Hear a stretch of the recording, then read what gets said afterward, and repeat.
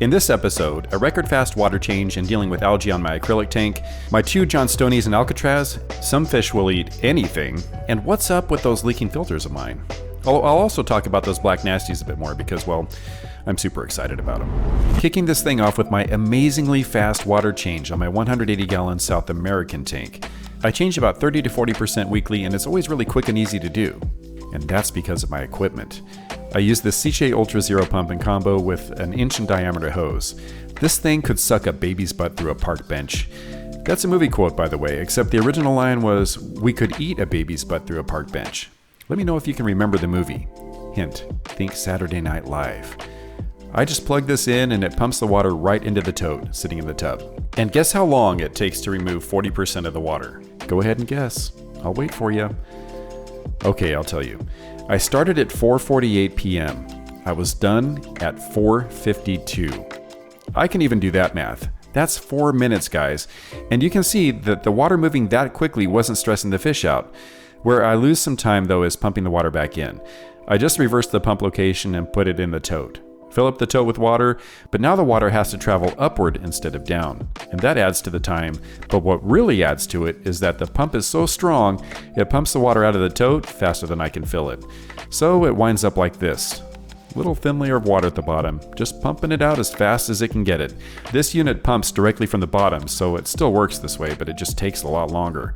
Still, guess how long the entire process took, including switching the pump around? We're looking at 24 minutes. And if I had a stronger water flow from the faucet, I bet we'd be looking at 14 minutes tops. Cleaning the outside of the acrylic with my lint-free cloth and some acrylic cleaner just to make it sparkle like a fairy boon. Wiping off some algae with my original unscented magic erasers, although I use the cheap ones because I'm, well, cheap. And they work.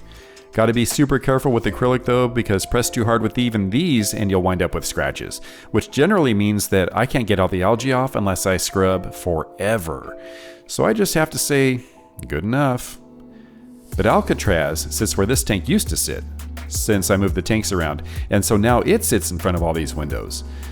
More algae. Why are there so many freaking windows in this house? Algae, man. If it were up to me, we would live in a house lit only by aquarium lights.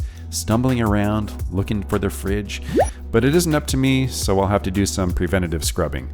Oh, which reminds me, let me show you how lovely my 2 Placidochromis Johnstonis have become. I added them to the tank a couple months ago. They really paled out when they were first incarcerated into Alcatraz, but beautiful they have become.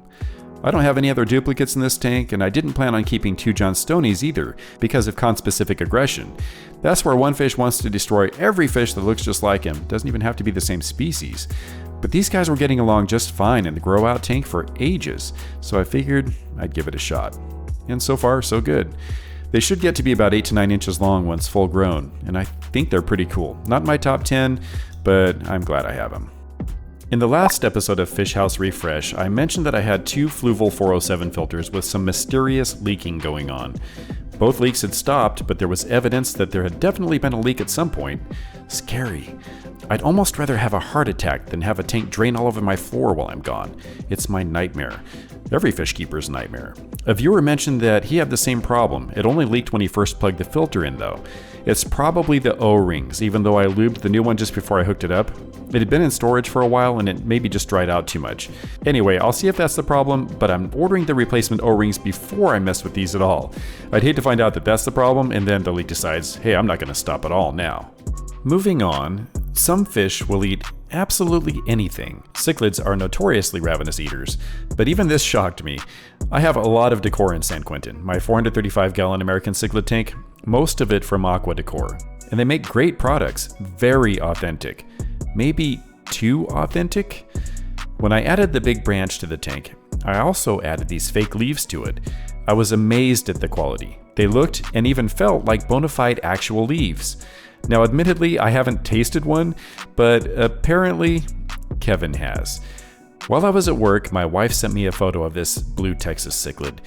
She initially thought he had eaten a fish and those were fins sticking out of his mouth. But no, upon further investigation, those are definitely fake leaves.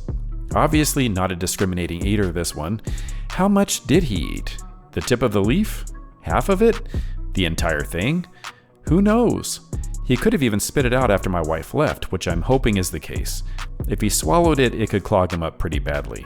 I don't want him to bloat up and die, so I want everyone to set up a vigil for Kevin at home so he can keep on being an asshole in my lovely American cichlid tank.